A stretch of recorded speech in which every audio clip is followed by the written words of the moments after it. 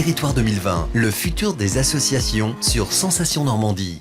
Bonjour, bienvenue sur Radio Sensation. Donc, que vous soyez intéressé par la santé, la vie courante, la vie économique, la culture, l'économie, la vie associative, sportive, politique, tout ce qui vous intéresse, vous pouvez le retrouver, le voir, l'écouter sur le mag de Radio Sensation.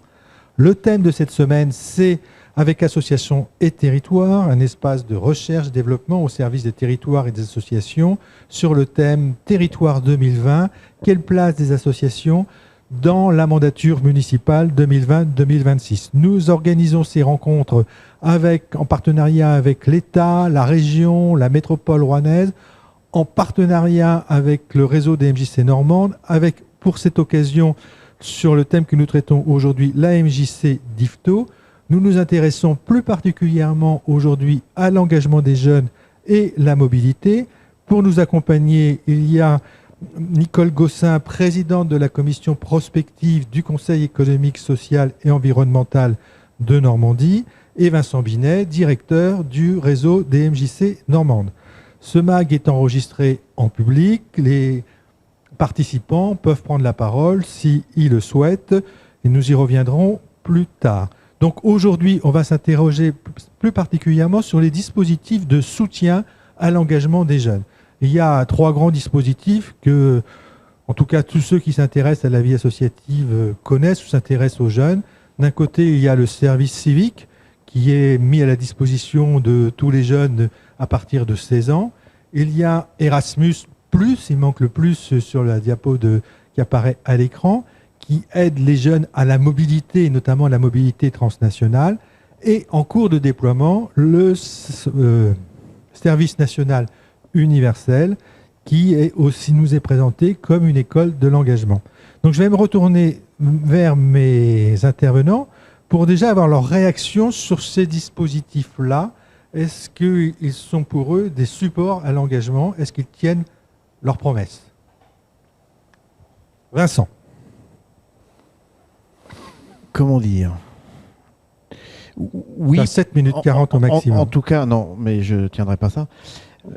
Oui, probablement, puisque ce sont des dispositifs qui sont conçus, en fait, pour développer l'engagement et notamment le volontariat dans l'intérêt collectif.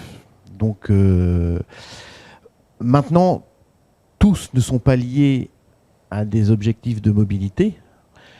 Erasmus, oui, évidemment, puisque c'est un dispositif européen. Erasmus+, puisque c'est un dispositif européen qui fait la promotion de l'interculturalité et des échanges de jeunes entre pays européens. Donc effectivement, ça sous-tend une problématique de mobilité, mais qui de toute façon est résolue par le dispositif lui-même, d'un point de vue matériel et financier, en tout cas financier. Après, donc on est bien dans une logique européenne, là, de mobilité européenne et internationale. Sur le service civique, qui est un dispositif d'État, on reste sur le territoire, ce qui n'exclut pas les problématiques de mobilité, mais en tout cas on est dans une logique d'engagement volontaire dans l'intérêt collectif sur des missions d'intérêt général.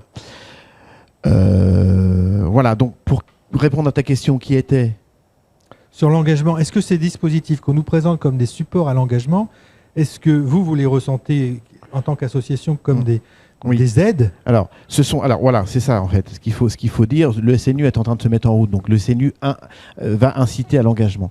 Mais en fait, ça ne reste que des dispositifs. Et moi, ce que je voulais simplement dire, c'est que nous, les associations, on actionne, on met en œuvre ces dispositifs-là, mais une accumulation de dispositifs ne fait pas une politique, ne constitue pas une politique.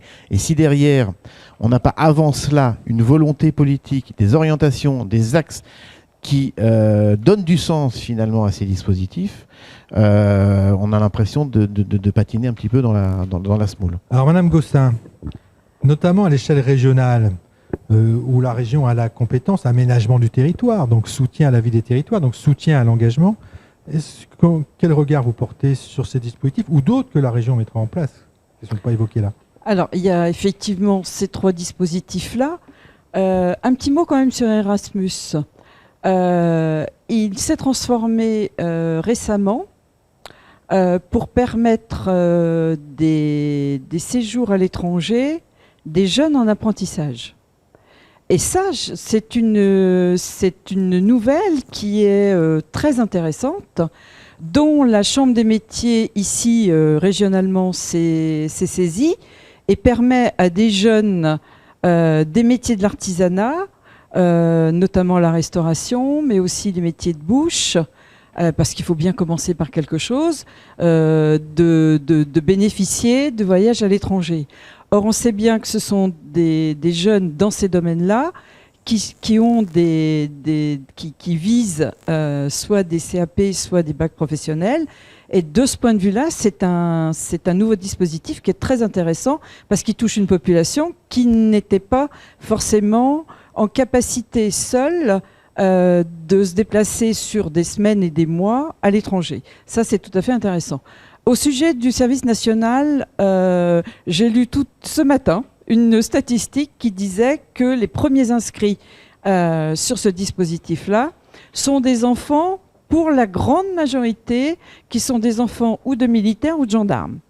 Donc on ne peut pas dire que dans un premier temps, il y ait là une ouverture à la société et aux jeunes, par exemple sur nos territoires ruraux, qui soit immédiatement prégnant. Et ensuite, ce que nous avons pu voir au Césaire, qui mériterait d'être creusé, mais pour l'instant, on était sur d'autres sujets, c'est que le service civique est pour l'essentiel utilisé par les jeunes pour avoir une période de transition, pour réfléchir à son projet de vie. En cela, c'est intéressant, mais comme le dit Vincent, ça ne fait pas une politique. La politique régionale en matière de formation-emploi se fait autour d'un barbarisme qui s'appelle le contrat de développement des formations pour l'emploi en région, dans lequel, effectivement, les réflexions se posent sur les jeunes dans la fourchette Bac-3, Bac+3. Mais ce système-là mériterait d'être affiné pour les jeunes les plus en difficulté, dont les jeunes qu'on appelle les invisibles. Alors, Vincent, dans le réseau des MJC Normandes, qui est pas mal implanté dans ces territoires périphériques et ces territoires ruraux ou à la limite de l'urbain, est-ce que ces dispositifs vous aident à recruter des jeunes et à mettre des jeunes le pied à l'étrier? Bien sûr, oui, non, c'est une évidence. Ce sont des leviers qui nous permettent d'être en contact avec les jeunes, effectivement, et dans une logique d'éducation non formelle, c'est-à-dire hors éducation nationale, proposer des expériences de mobilité, des expériences d'engagement. Oui, là-dessus, on peut pas dire le contraire. Maintenant, je voudrais juste... On n'a pas de recul sur le SNU puisque c'est un dispositif qui se met en place. Vraiment en cours de déploiement tout au début. Donc voilà, j'entends ce que dit Madame Gossin sur le fait que ce soit principalement des enfants de militaires et de gendarmes. L'intérêt quand même du SNU, sans doute que tout n'est pas mauvais dans le SNU, c'est qu'il prépare à aller vers une expérience de volontariat non imposée, non obligatoire, puisqu'on a bien compris que les 2 premières périodes du SNU devenaient obligatoires. Voilà. Mais elle prépare au service civique, si on a bien compris. D'accord.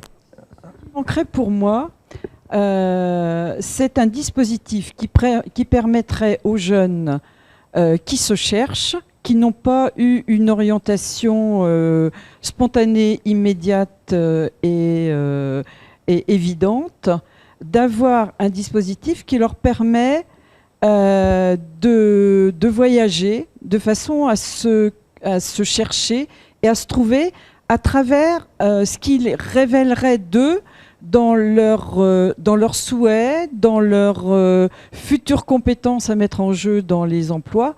Et ça existe dans différents pays, alors notamment dans les pays du Nord. La Norvège, par exemple, propose 1 an de voyage à l'étranger pour les jeunes, sans aller jusque-là. Mais ce type de dispositif, pour les jeunes en difficulté, manque beaucoup. Merci beaucoup. On va continuer. On est déjà dans l'ordre des propositions. Ça tombe bien.